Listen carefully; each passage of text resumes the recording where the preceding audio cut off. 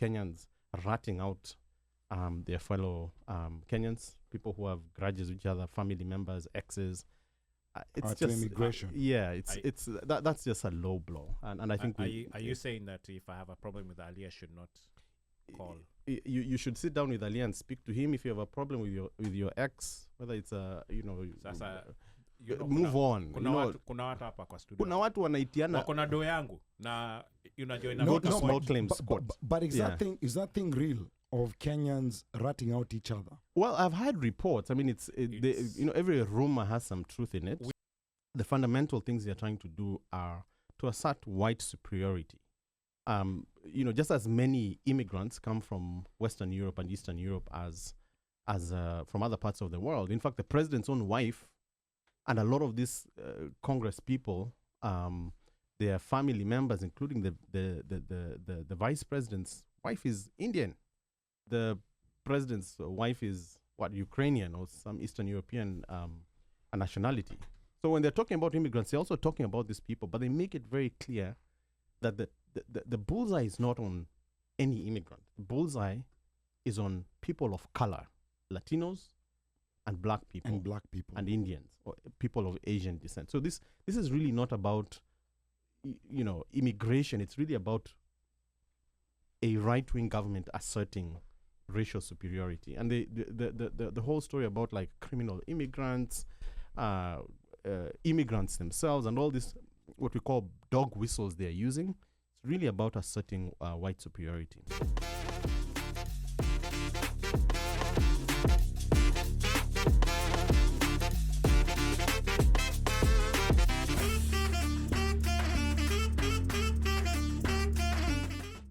The U.S. has become a very different place than we knew just a month ago.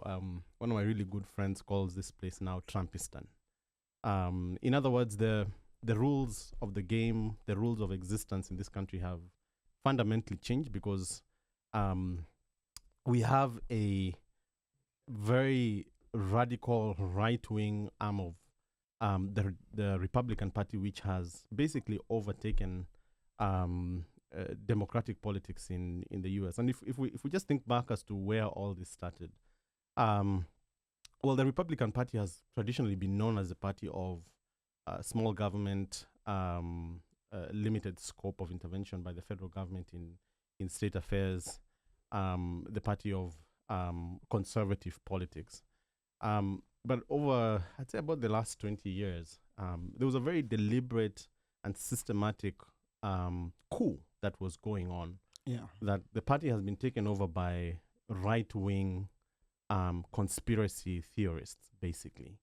Right-wing activists that have been very heavily funded and sort of read the mood and fears of the white majority in this country. And if you're a white person living in America in the last maybe 20 years, I would say, we've seen a lot of very dramatic changes in the society, culminating in the election of a black president. I think that was sort of the climax of it all. And there was obviously a backlash in which these radical elements, starting with the Tea Party and then the MAGA movement, have kind of reasserted themselves and taken over government. So they come with a set of things, and I think Trump is just representative of what this mindset is, and he's a very good spokesperson. A couple of things he promised during the elections, the campaigns, which was mass deportations, which we really didn't think was going to happen. I think it was an empty threat, and now we are seeing the country on tenterhooks. If you're an immigrant, if you're from a different country, particularly if you're a person of color, one of the hallmarks of this radical right, one of the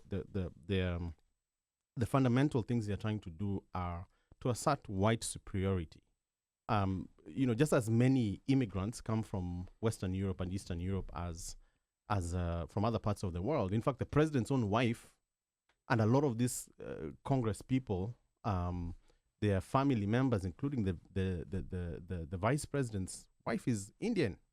The president's wife is Ukrainian or some Eastern European nationality. So when they're talking about immigrants, they're also talking about these people, but they make it very clear that the bullseye is not on any immigrant. The bullseye is on people of color, Latinos and black people and Indians or people of Asian descent. So this is really not about immigration. It's really about a right-wing government asserting racial superiority, and the whole story about like criminal immigrants, immigrants themselves, and all this what we call dog whistles they're using. It's really about asserting white superiority. I think even the gutting of USAID, other than sort of the other strategic parts of why it was done, it's really an assault or an assertion that the southern hemisphere, where all people of color live in dire conditions, struggling with humanitarian issues, wars, nutritional health issues, are dependent on us as a white country. So the mood of the country has changed. What is really also remarkable is the assault they've launched against their traditional allies, without any friends in the world. So Russia, China are not traditional allies of the U.S. Obviously the president is trying to placate himself to them, but at the same time isolating his allies in Canada. We just saw the speech by the vice president in Europe, which was in Germany, highly offensive to the European Union partners. So the mood of the country has changed significantly. We as people of color, we as Kenyans, we as immigrants have to be just that much careful. I just want to say something that's tangentially unrelated, but I think I just wanted to say it to as many people as we can.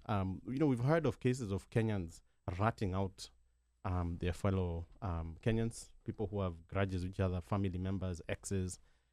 It's just immigration. That's just a low blow, and I think. Are you saying that if I have a problem with Ali, I should not call?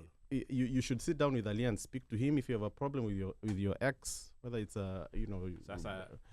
move on. Kuna watu hapa kwa studio. Kuna watu wanaitiana. Wako na do yangu na join go to small claims court. But is that thing real? Of Kenyans ratting out each other? Well, I've heard reports. I mean, every rumor has some truth in it. Which parts? Ratting out each other, they've been doing for a long time. They've been doing this for a long time. But why people would do that to each other? Is the one that is non-existent. Yeah, but they've been ratting each other, especially when people have issues with each other. Personal issues, yeah. Yes, relationships. Yeah. Guy goes left, chick goes right. Somebody makes a phone call. Just move on. Like that. The only message I can. But do you think ICE, with their sophistication, they would be relying on people ratting on each other? Tips. They take tips. I think they take tips all the time. Just like the FBI and all these other guys, they take tips.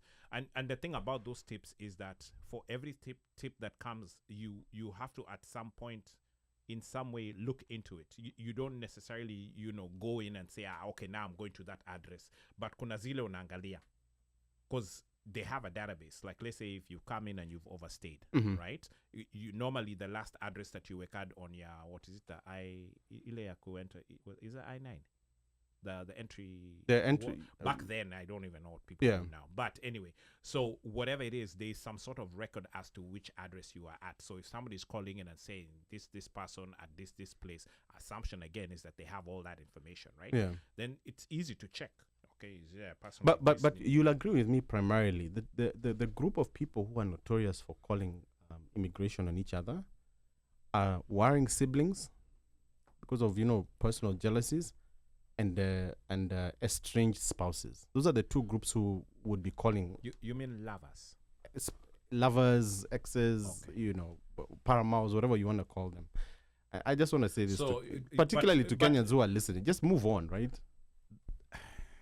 Move on. No, but I have a problem with believing, because there's a lot of stories being said with no evidence being offered. So it's just a rumor. So all we're saying is that to dispel the rumor, to dispel the rumor, in case you are thinking about it and you're a Kenyan and you're listening. Yeah, it's not the right way to take care of that issue. In case you're thinking about it. But beyond that, I think the fact that we are it's not the biggest bullseye. Kenyans are not traditionally the most targeted community. But the fact that we are all under scrutiny, I think, just means that we all have to be more careful with our interactions and how we handle not just internal conflicts, but also shelter, provide shelter to those who are who are vulnerable, because there are a lot of undocumented Kenyans. There are a lot of people who are undocumented. They don't have papers. They've been working under the covers. So just providing that support is really important.